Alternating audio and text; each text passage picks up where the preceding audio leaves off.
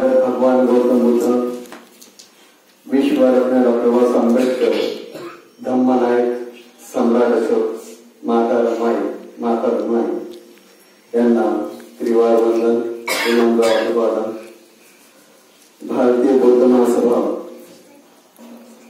चे द्वितीय अध्यक्ष सूर्यपुत्र भैयासाहेब आंबेडकर यांच्या कार्याला पंचांग प्रणाम.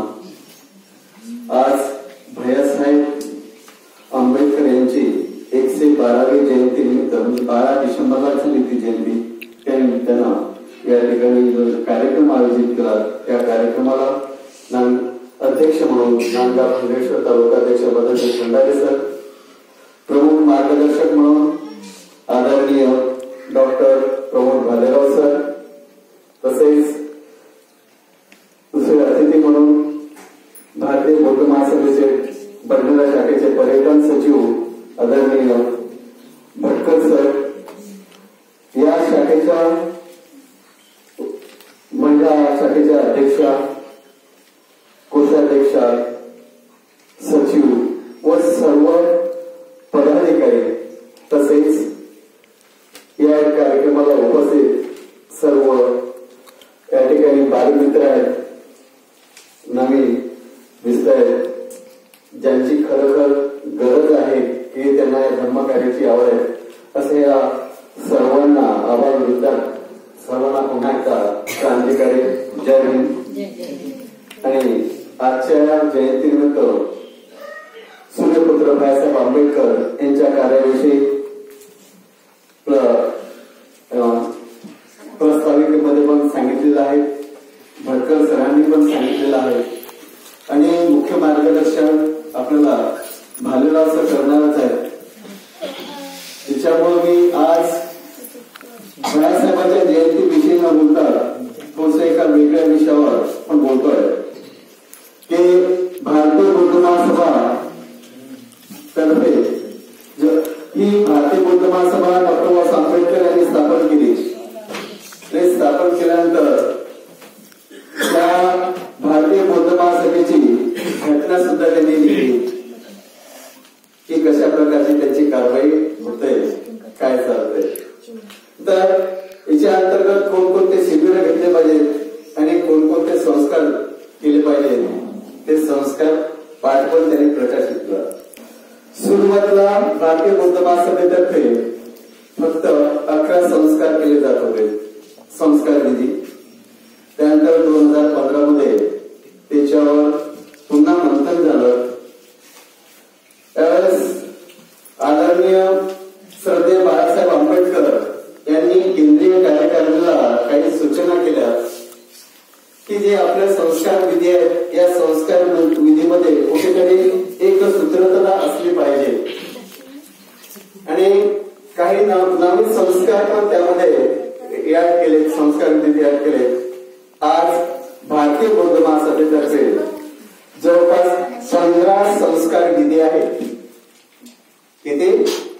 15 संस्कार विधी. म्हणजे माणूस जन्मापासून तर मरेपर्यंत ज्या वेगवेगळ्या विधी आपल्याला कराव्या लागतात त्या अशा 15 प्रकारच्या संस्कार विधी आहेत. अगदी अलीकडे आपल्या त्यामध्ये 2015 मध्ये औरंगाबाद या ठिकाणी भारतीय बौद्ध महासभेचं एक अधिवेशन झालं होतं आणि त्या अधिवेशनामध्ये एक नवीन संस्कार विधी म्हणजे परित्राण पाठ आधी नव्हता, नंतर ऍड केला तो का की मराठवाडा आणि आपला एक विदर्भ हा जो आहे या भागामध्ये जास्तीत जास्त प्रमाणात हा परित्राण पाठ केला जातो, म्हणून तो सुद्धा एक विधी त्या ठिकाणी ऍड केला.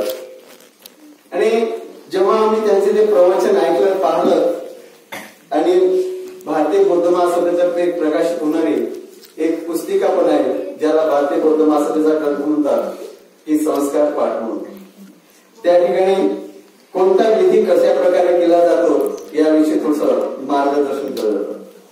तर उदाहरण सर्वप्रथम आपण आपल्या या अधिष्ठानापासून एक थोडीशी सुरुवात करूया की जेव्हा मी त्यांचं संस्कार विधी पुस्तक वाचलंय आणि आदरणीय कांबळे गुरुजी यांचे प्रवचन ऐकलं तेव्हा त्यांनी सांगितलं की जिथे आपण भगवान गौतम बुद्धाची मूर्ती बसवतोय, आपण बसवलेली आहे भगवान गौतम बुद्धाचं पूर्ण रूप आहे.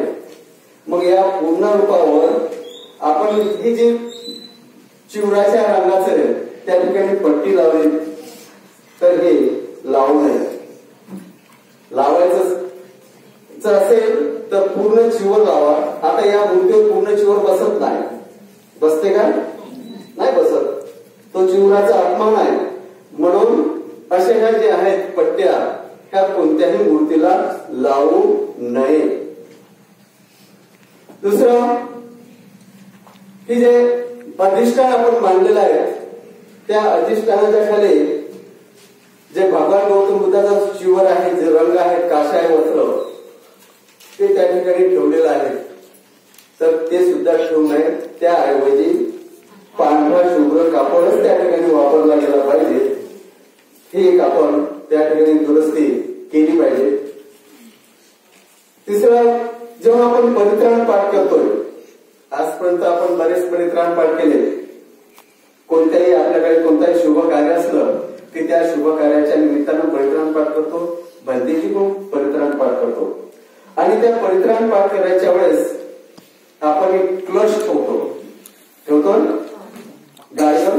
म्हणजे आधी साधा माठ राहत होता, म्हणजे गाडगं.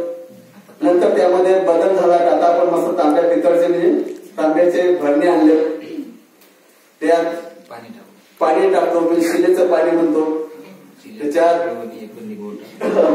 हे करतो. पण हे मग याच्यावर विचार मंथन झालं, धागे दोरे याच्यावर मंथन झालं. केंद्रीय कार्यकारिणी समोर आदरणीय सरदेव बाळासाहेब आंबेडकर यांनी प्रश्न निर्माण केला की आपण जो परित्राण पाठाचा धागा आहे, घराचं वास्तू कसं तर संपूर्ण घराला गुंततो. इथं जेवढे जण बसले असेल सगळ्याच्या हातात तो धागा देतो. ह्या धाग्यानं काय होते? धागाही आपण हाताला भंतीजीकडून बांधून घेतो. भंतीजी बांधतात मोठ्या, त्याने आपलं संरक्षण होते का? होते. कसल्या बाबतीचं संरक्षण होत नाही. जसं आपण देवीला, एखाद्या देवताला काय धागा बांधतो, त्याचंच अनुकरण आपण सुरू केलं. बाळासाहेब म्हणायचे की ते अनुकरणच आहे ना आपण. म्हणजे आपण पर्यायानं आपल्या धर्मामध्ये काय आणत आहोत? अंधश्रद्धा आणत आहोत. आपला जो धर्म आहे तो कशावर आहे? वैज्ञानिक दृष्टिकोन निर्माण करणार आहे. प्रत्येक जी कोणती या निसर्गामध्ये जी घटना घडते, त्या घटनेमागे काहीतरी कार्यकारण भाव असतो, तेव्हा ती घडते. काही कोणाच्या देवाच्या कोपानं किंवा यानं भरत नाही. मग आपण धागा बांधून घेतो. कशासाठी बांधतोय? काहीतरी संरक्षण झालं पाहिजे. बंतीजी आपले सांगत आले, बंतीजी आपल्याला, बंतीजीने सांगितलं, आपण केलं. पण हे धागे दोरे सुद्धा बांधायचे नाही, असा हा भारतीय बौद्ध महासभेने 1915 मध्ये औरंगाबाद येथील अधिवेशनात तो ठराव त्यांनी पास केला की धागे दोरे नाही बांधायचे. का? कारण याच्यातून आपण काय त्या कर्मकांडामुळे किंवा हिंदुत्वाचं काय करतो आपण, त्याचं एक प्रकारे अनुकरण आपण करत आहोत. आणि हे आपल्याला अनुकरण नको आहे. कर्मकांडाकडे आपल्याला जायचं नाहीये. म्हणून तो ठराव त्यांनी केला. म्हणून आपणही आपल्यात बदल केला पाहिजे. आता काही लोक सांगतात, म्हणजे काही आधीही की बाबासाहेबांनी सुद्धा काय केलं होतं, धम्मदीक्षा घ्यायच्या आधी परित्राण पाठ केला होता, तो धागा म्हणजे तो क्लश ठेवला होता का? ती गोष्ट जुनी झाली. त्यावर विचार विनिमय झाला, मंथन झालं, आणि की आता आपण हा बदल केला पाहिजे. पुन्हा त्या कर्मकांडाकडे किंवा हिंदू धर्माच्या त्या जे काही असते त्याकडे जायचं नाही. आणि म्हणून आपणही ते धागे बांधणं हे बंद केलं पाहिजे. तो धागा इतका बांधतो आपण की तो काळा कुट्ट होईपर्यंत धागा आपल्या हातालाच राहायचा.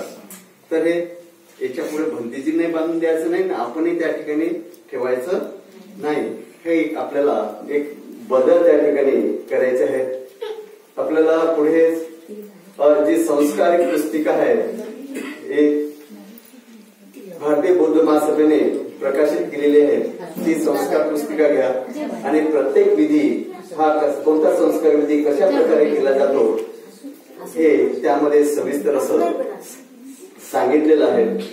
त्या दृष्टीने आपल्याला आपली ही पुढे वाटचाल करायची आहे। सहज मूर्तीला हात घालू नये, शक्यतोवर जे आहे म्हणजे प्रतिमाच आपण त्या ठिकाणी ठेवावं। मूर्ती असेल तर चांगली उंचावर असली पाहिजे, नाहीतर कुठे कुठे काय असतं खाली चढून पाठ ठेवतो त्याच ठिकाणी मूर्ती राहते, त्याच्या बाजूला कुठून राहते आपण म्हणजे आपल्या सेम लेवल मध्ये राहते, तर ते नको आहे। मूर्ती जर असेल तर चांगली ती उंचावर असली पाहिजे। आणि जर फोटो ठेवायचे असतील तर भगवान बुद्धाच्या मूर्तीच्या खाली बाबासाहेबांचा फोटो ठेवायचा नाही, दोन्ही फोटो ठेवायचे तर सेम लाईन मध्ये ठेवायचे, सारख्या लाईन मध्ये ते ठेवायचे। नाही तर काही ठिकाणी पण पाहतो वर भगवान बुद्धाची मूर्ती आणि खाली बाबासाहेबांचा फोटो। का? बाबासाहेबांनीच तर आपल्याला भगवान बुद्ध दाखवले नाही, त्यांच्यामुळेच आपल्याला मिळालं ना। म्हणून जर कुठे असेल तर बाबासाहेबांचा आणि भगवान बुद्धाचा फोटो जे प्रतिमा आहे त्या प्रतिमा सेम लेवल ठेवायच्या, सारख्या पातळीमध्ये त्याच्यावर मूर्ती। आणि यांना नीळ किंवा अष्टगंध लावू नये, स्पष्ट सूचना आहे। जेव्हा मी ते प्रवचन त्यांचं ऐकलं की बऱ्याच ठिकाणी मूर्तीला आपण काय नीळ लावतो, कोणी अष्टगंध लावतात, तर ते निळे नका लावू आणि अष्टगंध पण नका लावू। अशा प्रकारे फक्त एका विधीबद्दल मी सांगितलेलं आहे, बाकी बरेचसे जे संस्कार विधी आहेत ते आपल्याला नंतर पुढे जेव्हा कधी वेळ मिळेल तर त्यावर पुन्हा आपण सविस्तर बोलूया।